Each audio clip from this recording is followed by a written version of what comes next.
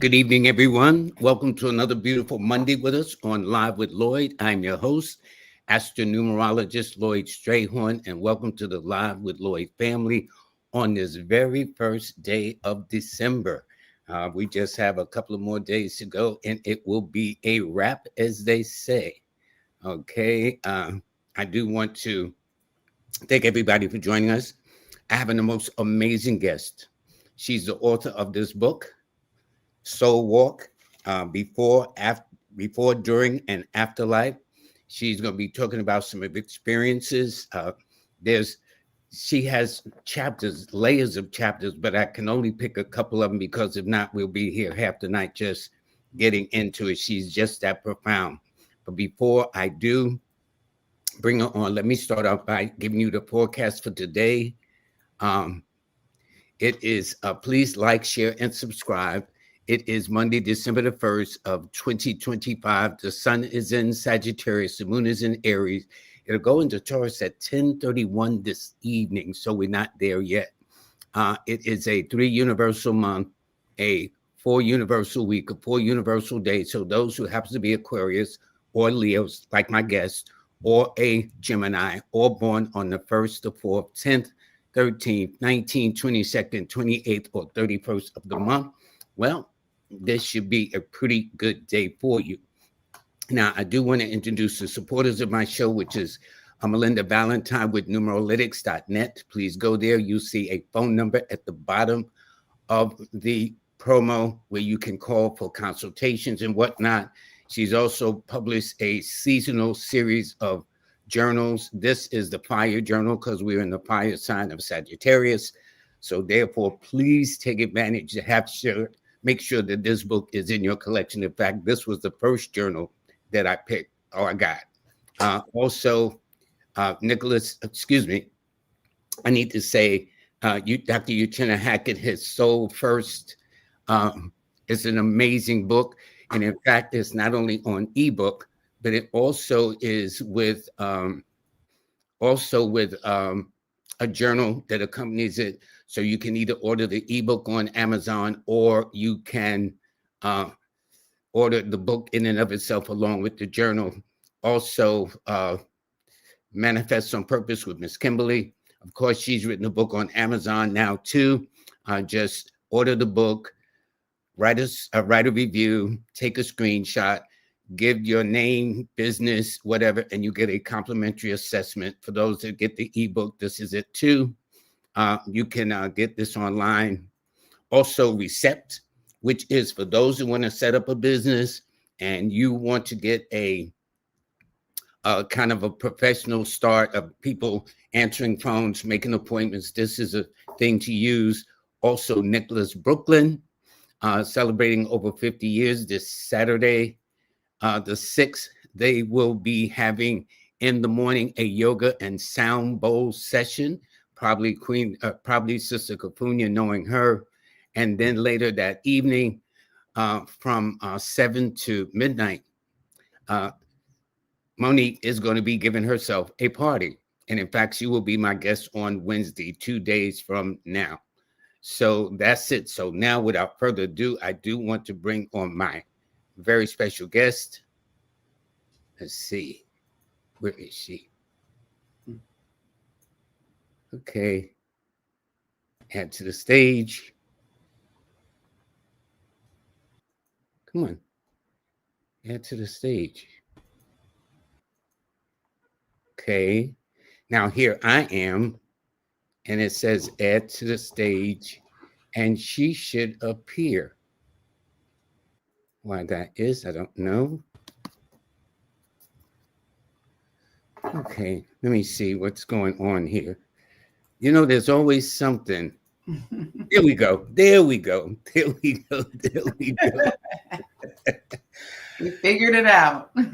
Yeah, Sophia Russell, thank you very much. Listen, this is an amazing book. I mean, people would have to get this. You know, I know they say this is amazing and whatnot, but this book has so many layers to it of the about close to 20 chapters or 20 odd chapters. There's only 3 I want to focus on, but Soul Walk, before, during, and after. And you have a quote, Matthew 7, verses 13 through 14. Yes. First of all, what led to the book, and why did you put that specific chapter in the book? Okay, thank you. What led to the book was for more than 20 years, I was a devout Christian. I really dedicated myself to that lifestyle and tried to follow what I was taught about Christianity to the letter as much as I could. And when I started, and I did that because I believed that that was the way to worship our Creator. I believe that was the only way to worship the Creator. And so I gave myself to that wholeheartedly. My life started to change. I was going through a divorce, rough things with my children and things like that. I moved out of one state to another.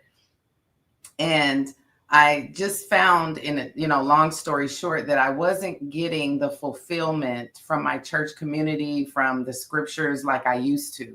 And I started to really pray pretty fervently, just asking God for guidance, that this is not something's missing. I really read every day. I read the Bible daily. I studied it. I had quiet times, everyday prayers, just really feeling like I was doing everything that I should be doing as a Christian, but not feeling fulfilled, feeling like I was lost in a sense. And as I started to pray one particular day, sometimes you're going through a hard day and you say, lead me to a scripture that'll help me, God, please. So I opened my Bible and flip through it, and I write about this in the book.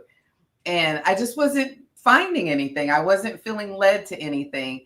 And I heard kind of a whisper. It might sound strange to some, but I got this inclination to go up and go and look out on my husband's bookshelf, he must have over 100 books, maybe more, about different kinds of things. And one of those books was called the Encyclopedia of Esoteric Knowledge.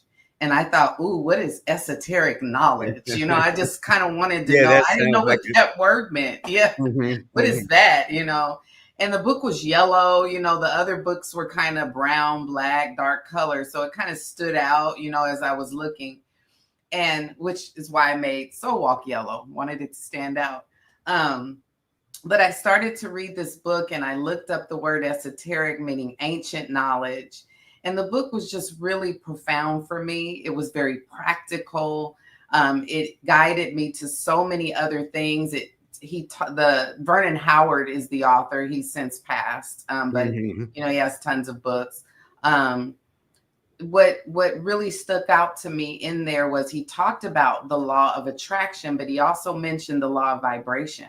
And I hadn't heard of that at that time. Now, this is more than maybe about 15 years ago. I hadn't heard of the law of vibration. So that led me to go, looking for, well, what does that mean? And then I find out there's all these other laws in the universe. And it just opened Pandora's box for me. And I really felt like my prayer was answered that day, that I was guided to something more fulfilling, the water. And as I started to research and study more and read more, it led me to understand that what I had learned in Christianity about a savior, about God, about many things, I was miseducated.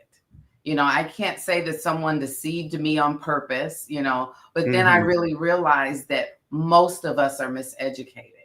And so I really wanted to share, once I got past the fear of all that, because I was very afraid of what I was learning.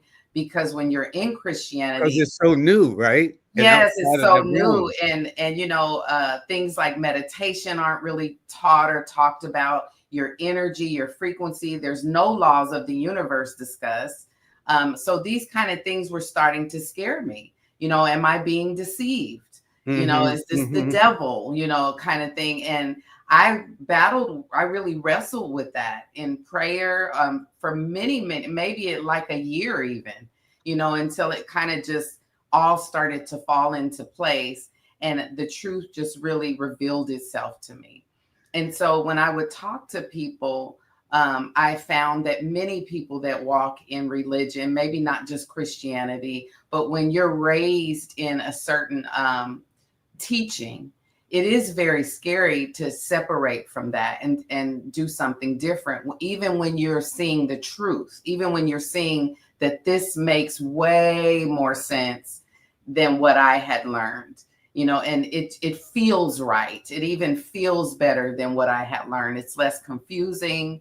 It helps to put, things in place, like, oh, that's why that was said. Oh, that's why that was said. Even the things that I was learning, I could connect with scripture, and it helped me understand those scriptures better. So Matthew 7, the one I put on the cover of the book, says, enter through the narrow gate, because broad is the gate that leads to destruction. I'm paraphrasing, of course.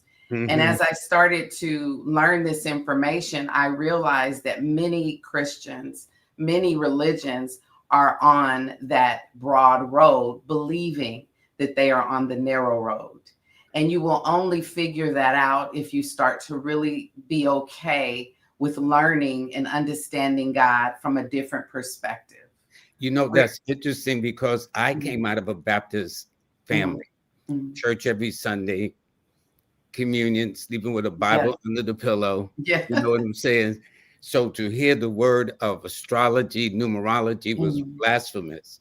I have Yes. an aunt that when I see it to this day, she make like kind of the sign of the cross, Uh, So it is transforming because you're kind of like in a traditional family way of long history of saying in this yeah. kind of religion, Mhm, but to then break free, like you had a husband that had a whole esoteric library of books mhm, to begin mhm. to open your knowledge of experience and things like Yeah, that. yeah. So I just think it's amazing. But I think this is very nice because you got a transformative journey into the heart of true spiritual awakening. Yes. Now you have many layers to the book. I mean, they're Yes. all fascinating.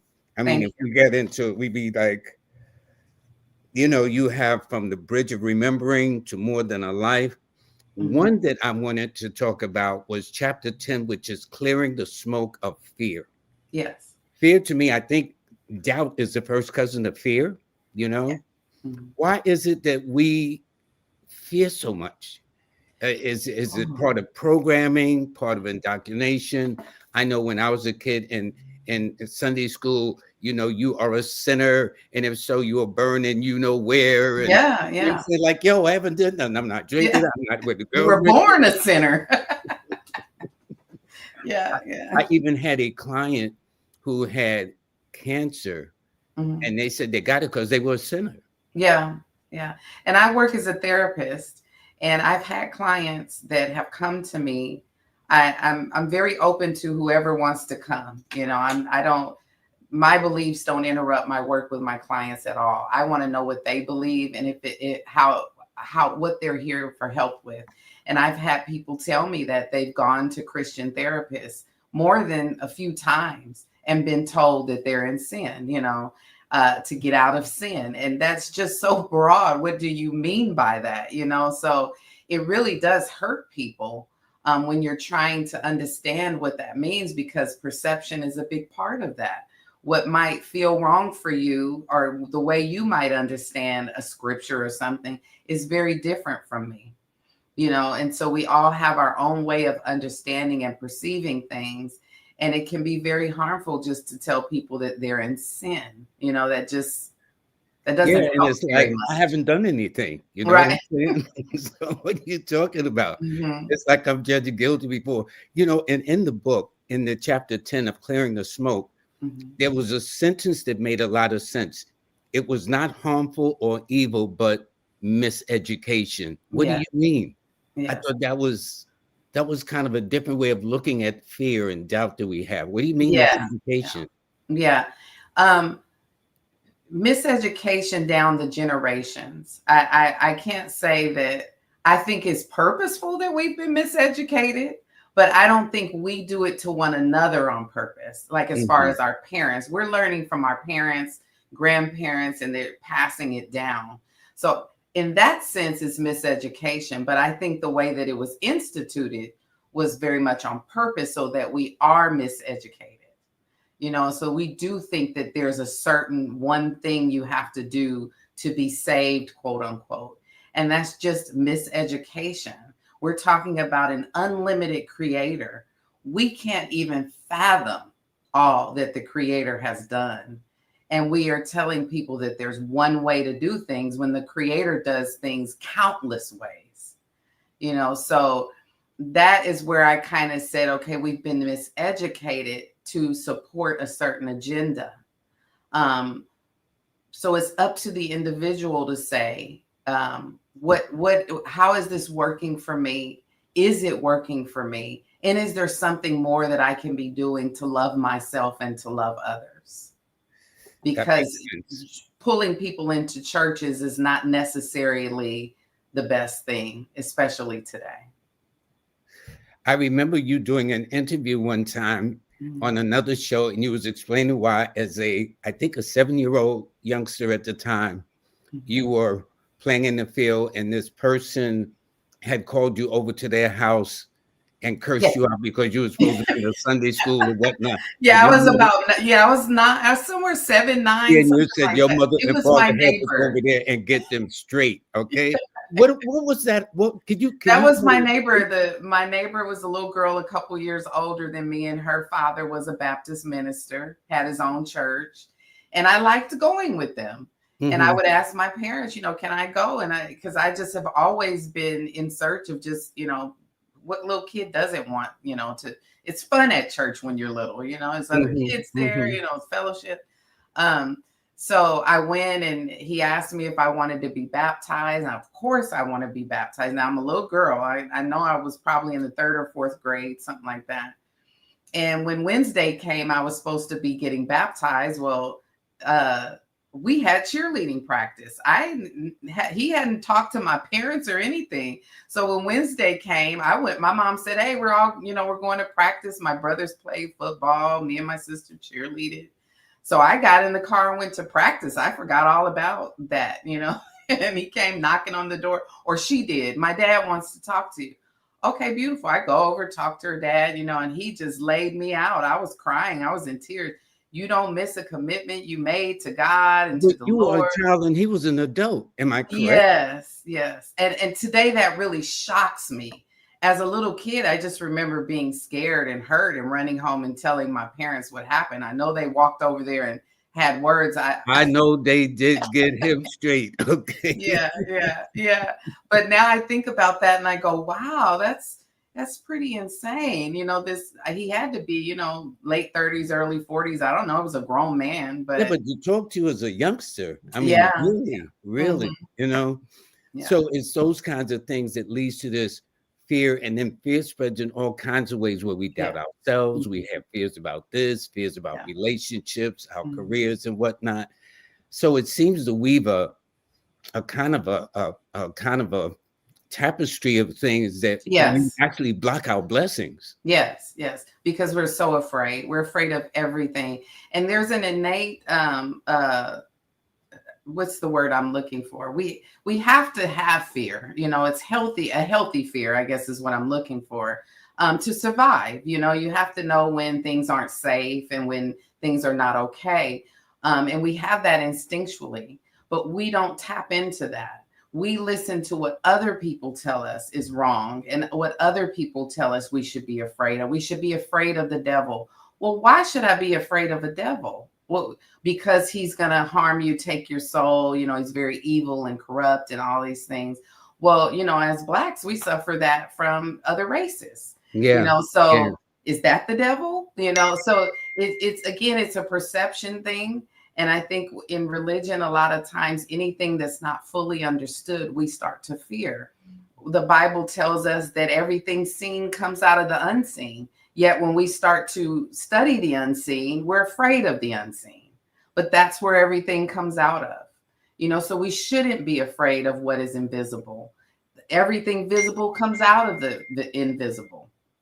So it's okay to know about what's in the invisible, what's in the unseen. There's other dimensions and layers and things that we can connect with and get guidance and get help. It's not all things to be afraid of, but we jump right to fear when it's something we don't understand.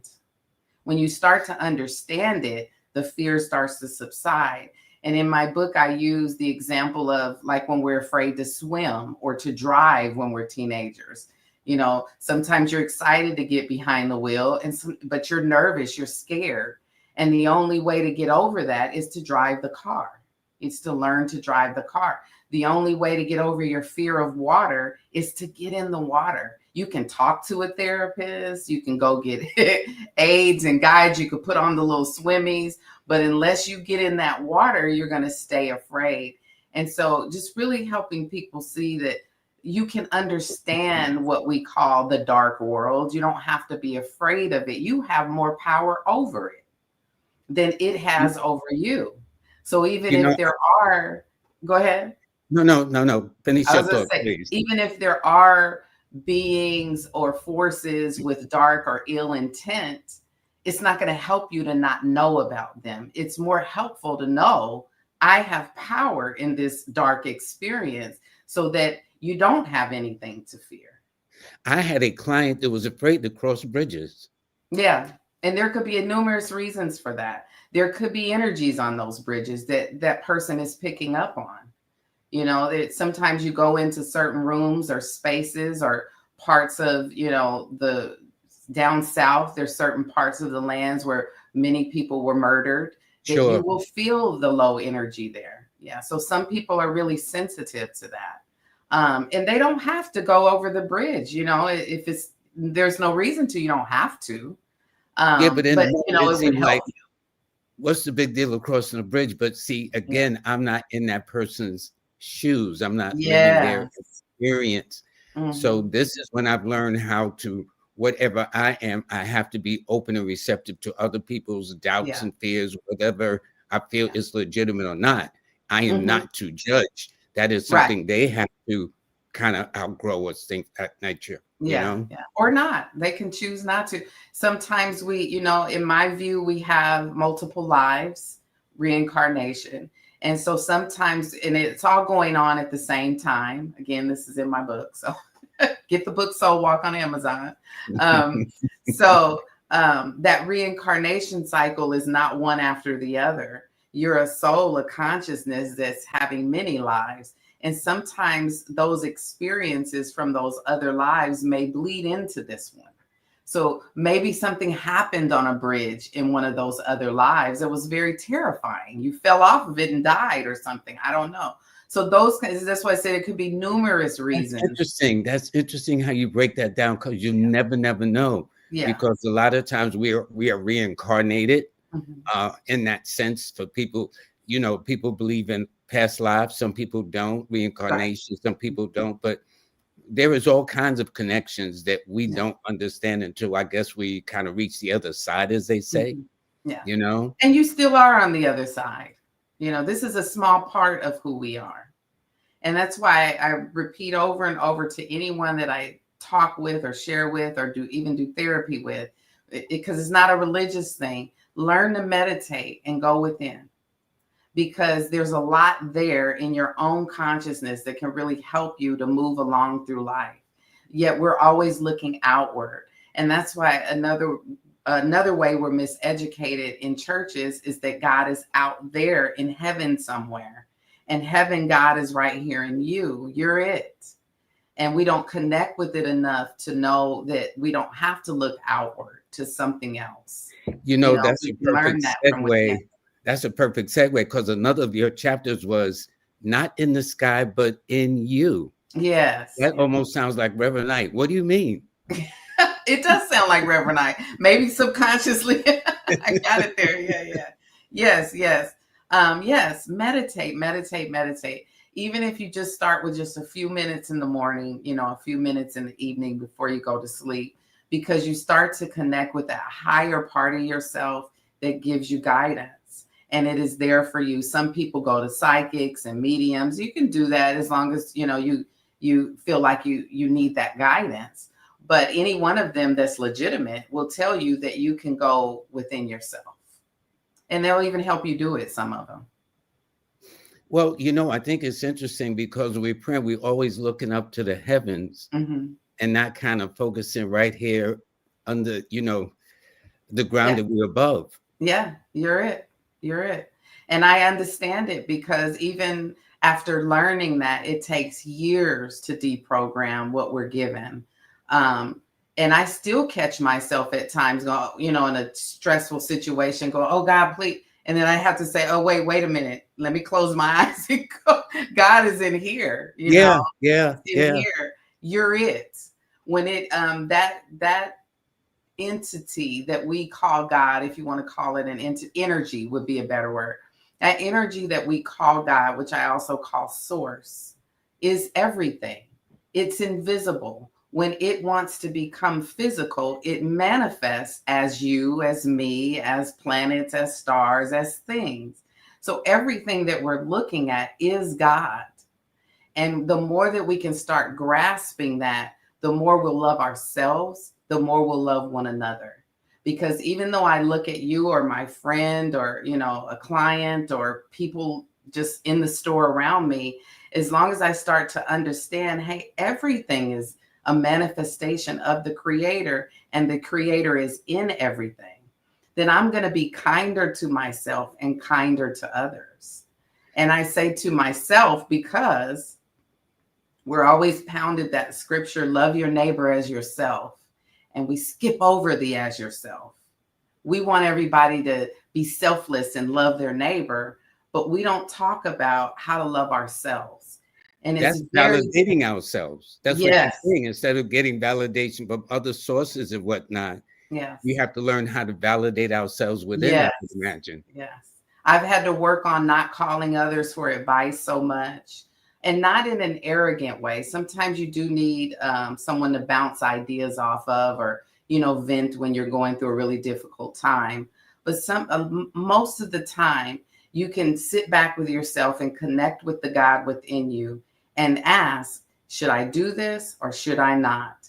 And you will get an answer. And it may not be audible. And that's another some air we've got to clear is that it might not always be a voice that you hear. Sometimes it might be, but other times it might be some sort of sign. And so learning how the language of spirit is in the quietness, That's when we're learning. meditation. Yes, meditation, learning to be quiet even as you're driving, not having distractions like the radio. Maybe you have some free time or free hour instead of watching TV or scrolling on social media. You just sit for even 10 or 15 minutes in the quiet and you start to connect with things you don't realize are there. And it's really helpful. I think it's very interesting with that. And Mhm. because you are a holistic healer, I mean, Mhm. you wear a few hats. And Quite a few. now, how long have you been doing this? Okay, let's see. I started to first read and learn, like I said, well over 10 years ago, probably close to 15.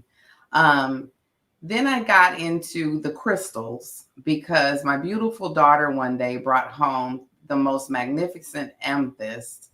And I had heard of crystals, but I, didn't know the prevalence of them or what they were for. I just thought they were beautiful.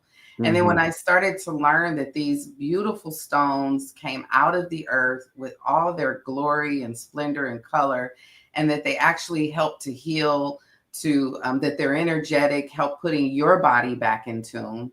So I started to study the crystals. That was probably back in about 2016, something like that. And then, Yeah, because crystals have their own energy. yes, yes. And it's always in balance. Ours is not. So the crystals help to put our energy back in balance. So I started to study crystal healing and actually went into crystal therapy. And, Really? and That's yes, and interesting. was doing that for a while. I still do that when clients ask. I got into life coaching and things like that. I was working full time as a bank supervisor at a retail bank and looking for any avenue out of that career. Yeah. Looking for any. So these things I was doing on my own time. Got life coaching certification and meditation certification and things like that. And then I just decided to go back to school and get my license in marriage and family therapy. I just finished that up in 2023. So I've been working with people a long time. And I went into therapy because when I was working at the bank, knowing I didn't want to be there anymore, I just kind of had to pull myself aside and say, what is it about this career that I have gleaned that I can use somewhere else? Because I have been doing banking for over 15 years, maybe 18 years. Mm-hmm. Um, and it was the people, talking with the people. I often had great conversations with other colleagues. People would come to me, when they needed to confide about something. They trusted me that they, didn't trust others. I would have employees that I coached and, notice that they're calling in a lot. So you got to have these conversations, what's going on. If you're a good manager, a good boss, you don't just reprimand people. There's something going on a lot of times when Mm-hmm. people are Because they calling have in. their personal lives too. Yes, exactly. Yes. So I realized that working with people was a gift that I feel like I was given. And so I wanted to switch careers and do something more conducive with that. And I absolutely love it. Did Um, people question your decision? How you going to leave the security of working in a bank and going out into the esoteric world where there's no yeah. guarantees? I mean, are you serious? Yeah, but that security in the bank comes with robbing you of your life. Now I remember sitting in on lunch times and going, oh, wait, when is this day going to be over? And now I can take a nap at my lunchtime if I want to. I can book my clients around my own schedule. If I want the day off, I can have it off. So there's a lot more freedom when you take that leap to do something different. What about people? So, what would you advise to people who feel they are so called stuck in their job, Mm-hmm. knowing they want to do something else, but yet fearful, that word we used at the top Yeah. of this conversation, Mhm. or in doubt about stepping out into another Just world? do it. Just do it. I'm the epitome of fearful. I was working for one bank. They were talking about laying off the position I had there. And that was when I wanted to go back to school, but I got afraid because I have family and children. I can't, the money is needed, and I was very scared. So I ended up going to another bank, and didn't like it even more.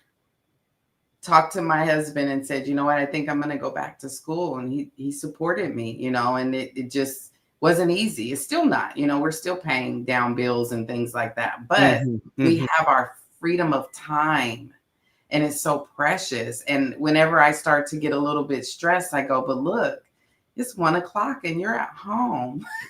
You could do laundry if In you other words, want. you have more peace of mind. That's what you're saying. Yes, yeah. So I traded some of those dollars in for peace of mind.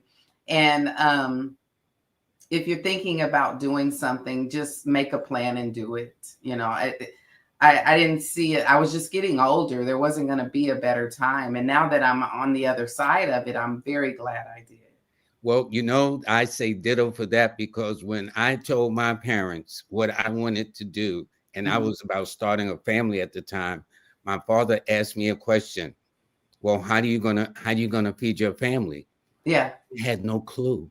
Hmm. All I knew is I found something that was pulling at me stronger than whatever the security of was working at these companies I had been working at before. Yeah. Yeah. And so when they talk about taking a leap of faith, Hmm.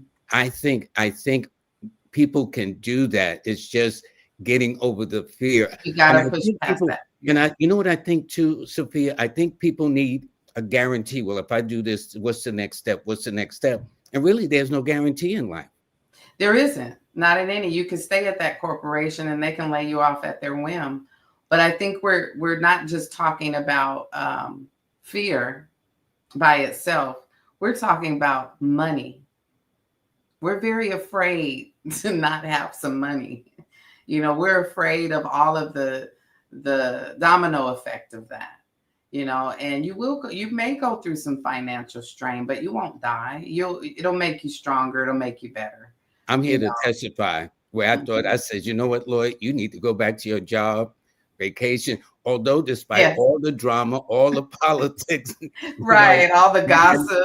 yeah, maybe I need to go back a little bit more secure, but I Mhm. wouldn't have been happy.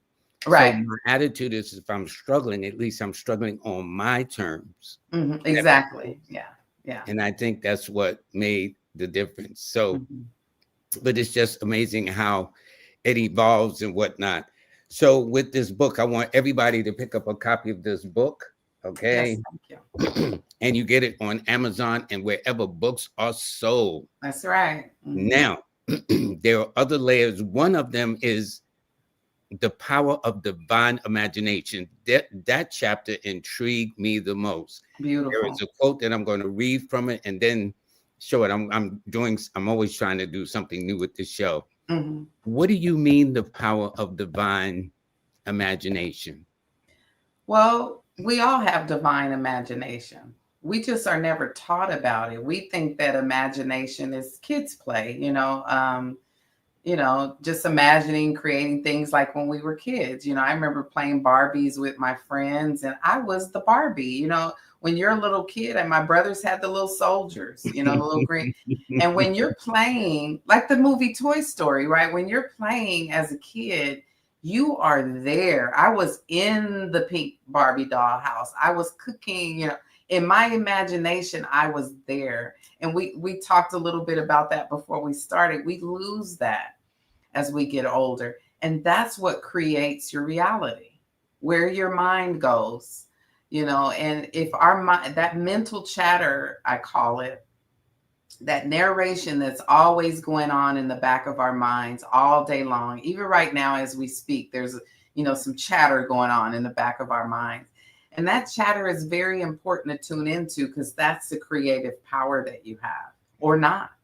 If it's very negative and worried and afraid, you will create that in your lived experience.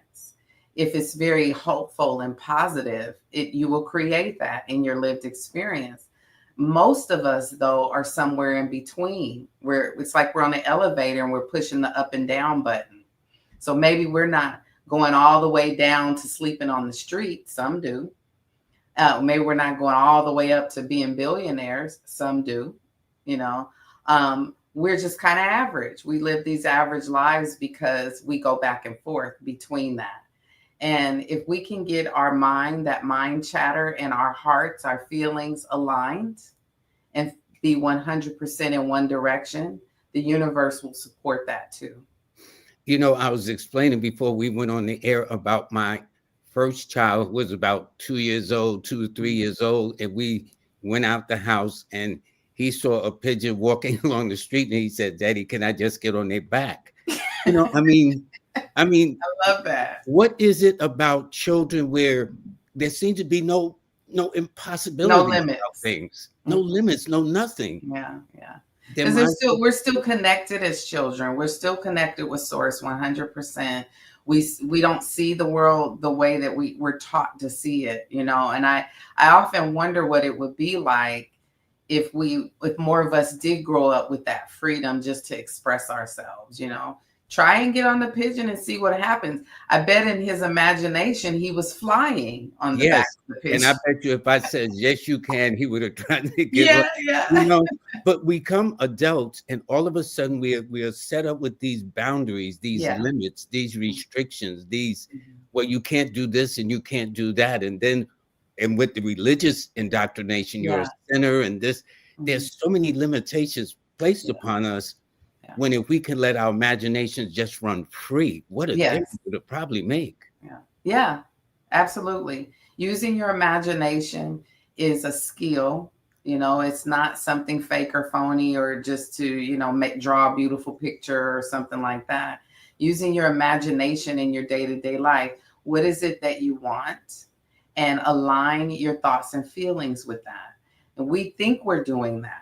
And I myself am guilty. I've had to practice and train myself in this. So let's say I want more money. I could use more money. But even the energy of that is I'm missing money. The feeling that I'm putting out, the frequency that I'm putting out to the universe is that I don't have it. But when you have it, what do you feel like? And that's the frequency we should walk around feeling in when we have it. So just pretend. I tell people, just pretend for a moment. What amount do you feel like you would like to have right now that you would be, done? Yeah. Somebody might say $1 million would suit me just fine.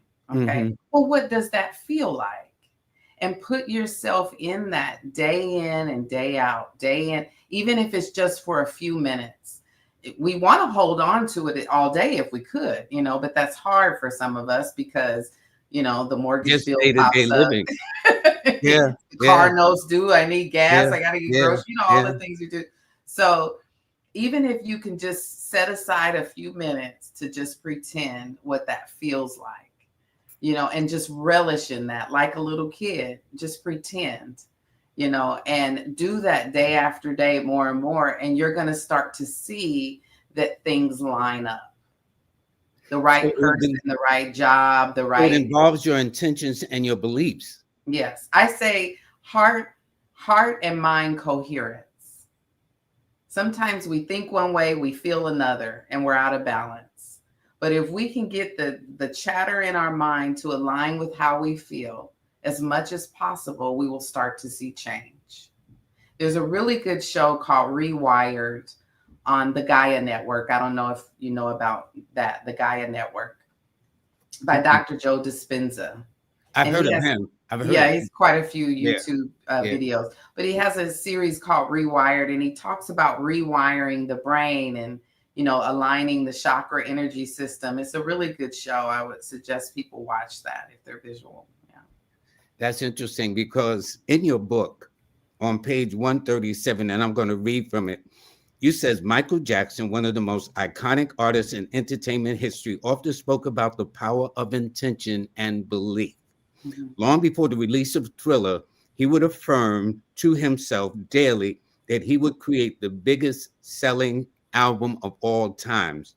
And this was his quote that you stated. You actually stated his quote. Yeah. I look in the mirror and I would say it over and over to myself. I take a deep breath, put my feet together, raise myself erect, strong like a hero warrior, and I'd say, biggest selling album of all time, greatest seller, over and over in my mind, and look into my eyes. And I'd mean it.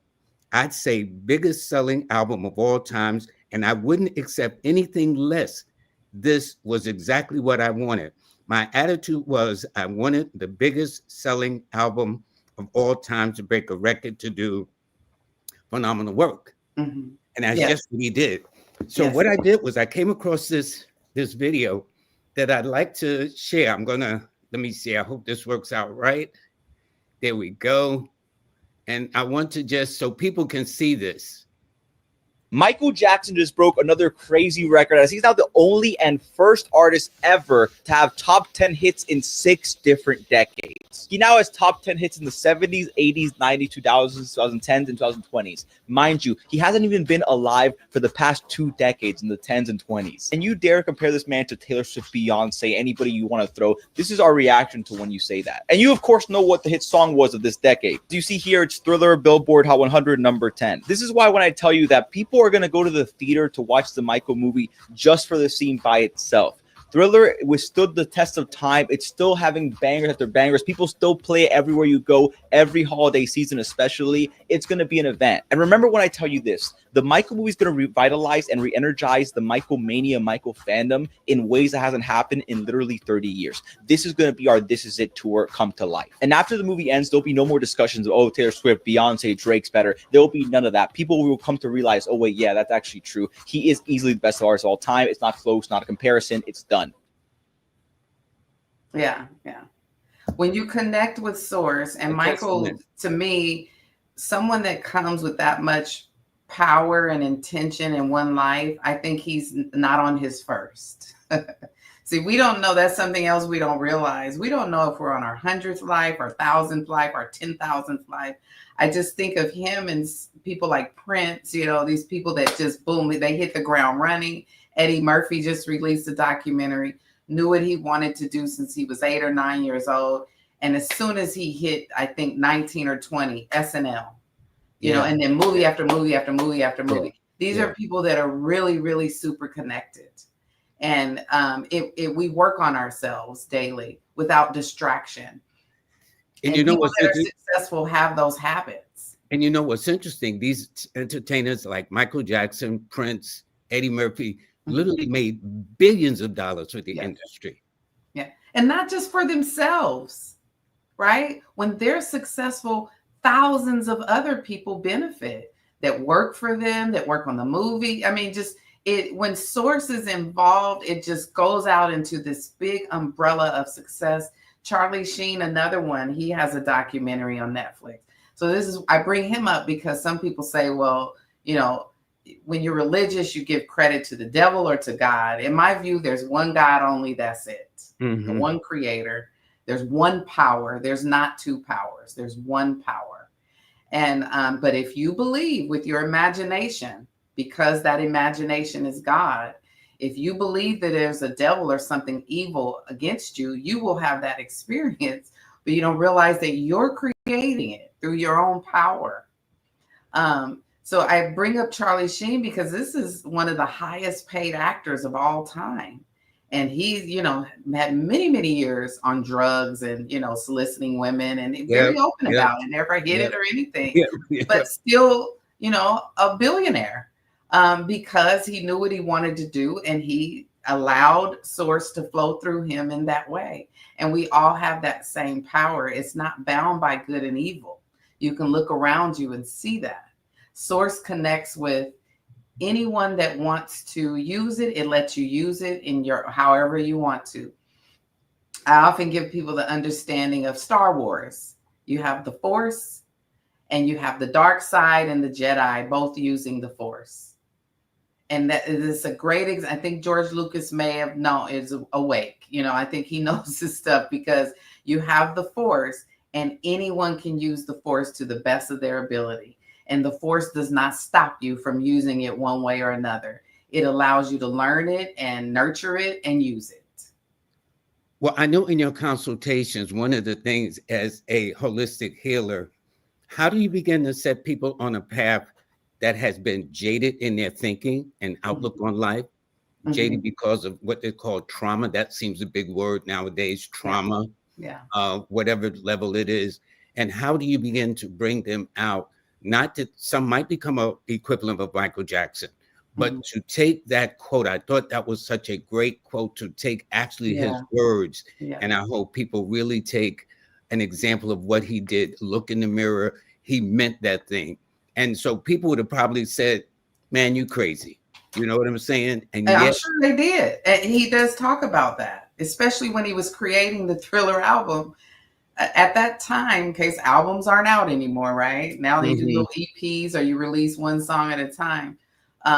When he was working on that album, what albums have maybe 9 to 12 songs, something like that.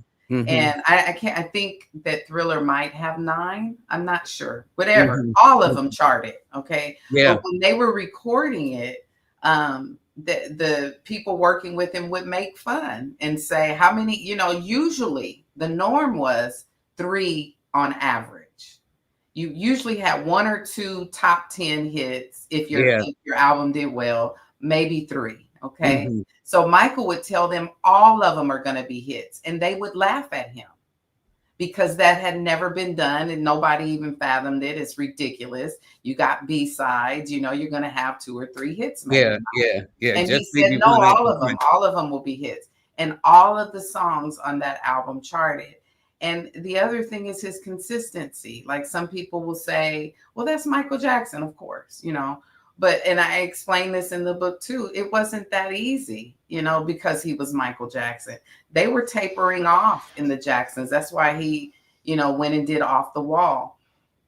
And he was doing this behavior before Off the Wall. So that tells you how consistent he was over years of time, that he did not give up on himself.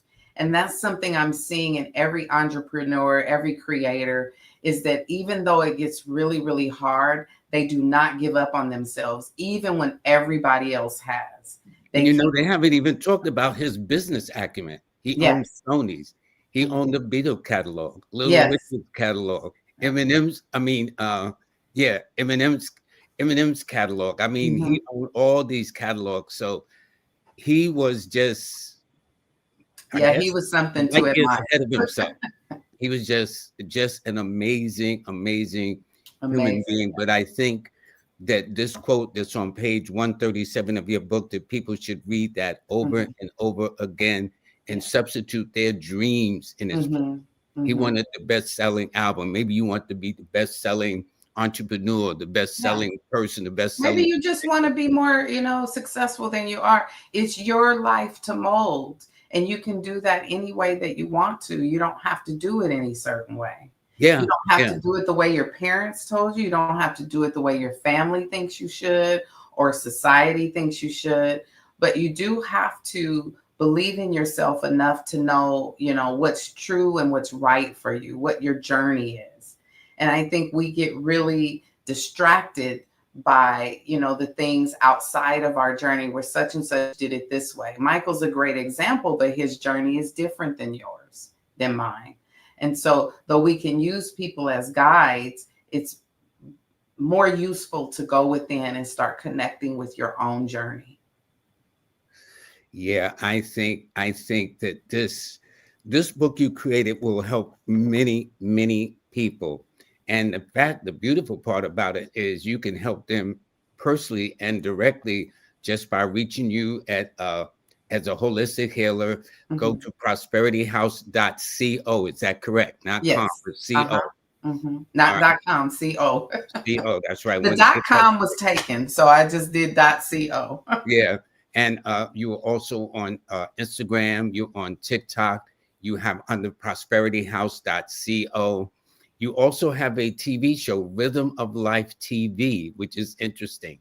That's my YouTube channel, yes. Yeah, YouTube channel. And everybody should get the book, Soul Walk, on Amazon. And it says where I was before birth, why I am here, where will I go after? These are very interesting questions because very rarely we ask why we're here. We're so busy caught up in day-to-day existence, paying bills, stress, challenges. And this is not counting, of course, those good moments we have, reunions, marriage, children, stuff like that. But there seem to be even nowadays, there seem to be such more pressing challenges now. People out of work, everything is going up except the person's salary. Right. So it doesn't take a rocket scientist to figure out what's going on. Rent is going up, car insurance is going up, people's credit cards are through the roof. And so people are feeling a lot of pressure, and it almost seems as if there's no way out. But let me tell you, if you read this book, I think it will be a game changer for a lot of you. Yes. And so you do counseling, I take it, right? Yes, I'm a therapist, a psychotherapist. I work with individuals, couples, and families. And I love it. It's a lot of fun. Again, I get people from all kinds of backgrounds, but when you help them zero in on loving themselves, it's a big difference. It's a big difference. So you're saying that's one of the basic elements, is learning how to love yourself. Yes. When we hear those scriptures that say, love your neighbor as yourself, we skip over ourselves. Yeah. Yeah, we sacrifice ourselves to love others, and we shouldn't do that. We have if we're pleasing other people and we're not pleasing ourselves, you know. And then we're mad inside, we're hurt inside, we're bitter, we're distracted. In couples, we get an attitude with our partner, because we're doing all this stuff to help them, to serve them, and we're not getting it back. We're not getting it back. And both people in the couple are doing it, both of them are offended. What do you mean you don't see, but when we give each other that space to really love ourselves, what does that mean? Spending time complimenting myself. When I walk by a mirror, do I hide or do I look at myself and say, oh, you look beautiful today? Or your eyes are so great, just shifting the attention from all the negative things that we say in our own minds about ourselves. Our cells are listening to that. Go ahead. I was going to say, I understand you have to be careful what you say, because the subconscious mind will literally take it. Exactly. Seriously. Like a person say, oh, I'm stupid, or something. They should never talk that way to them. Yeah. So I think one of them is people got to monitor their self-talk, how they talk to themselves. If we spend more time, there's a scripture that says, take the plank out of your own eye so that you can see clearly to help your brother with the little speck. in his eye, because that's for a reason. We should spend most of our time self-examining. Even when you're in this disagreement with someone else, be self-examining. Because if you're tempted to say something mean or that you don't really want to say, like, something harmful, if you're self-examining, you won't do that. You'll let the person go off on their tangent, and, they'll eventually hopefully see you remaining a little bit more calm and come back down. But what we do is we push each other's buttons and escalate. If we're self-loving, when you're spending time with yourself in meditation and doing self-care, exercising, taking walks in nature, these kind of things, when you're really investing in your self-worth, then you're less likely to lose it when someone you love loses it. But it's a practice, and it takes time to get there. I'm not on a pedestal. I've had all kinds of arguments in my past, but it's like you want to get to a place where that's not part of you anymore. And the more you're loving yourself, the more you can regulate your emotion in those heightened situations. It becomes a better practice over time. Sophia Russell, I want to thank you very, very much. This is you've got to pick up this book, please. You'll really, really have to have this book as part of your reading experience. I think you'll have no regrets of how she assesses it. And by the way, please support her through a Cash App too, because when we step out on faith, we don't have no like what they call it, some safety net. Plenty big safety net. So please reach out to her at her Cash App, just the way it's spelled, $SCHARTS #1. Yes. Okay. Yes, please do. And Sophia, I want to thank you very, very much. This has been a very enlightening experience. Thank you. Want to say all the best for the new year. I'd like to have you back at some point next year, so people we can do a part 2. But please, for those of you who feel that you need some counseling or therapy, that's what she does. You can tell she's very passionate about what she does, and she's a Leo. So we know how most Leos operate. When they go all in, they are all in. Okay. Yes, hard not to. My sister's a Leo. Trust me, believe me. When she's it, that's it. But anyway, I do want to thank you, and God bless you. This was an amazing journey about some of the more esoteric sides of life that'll help us do better in our material world when we think about it. Yes, absolutely. Okay. So we will be back, and God bless you too. And Happy New Year coming up, and all those other good things too. Thank you. My pleasure. Thank you so much for having me on. Thank you so much. Okay. So I do want to thank Sophia Russell. That was a great, let me tell you, definitely, let me say this again. As they say, get this book. It's available on Amazon. Please add this to your collection. She has so many layers. I only touched on 3 of the 20 something odd chapters she's got here. She's got 23 chapters. Okay. And so each chapter in and of itself are jewels within themselves. So you'll have jewels among jewels and things like that. It is good.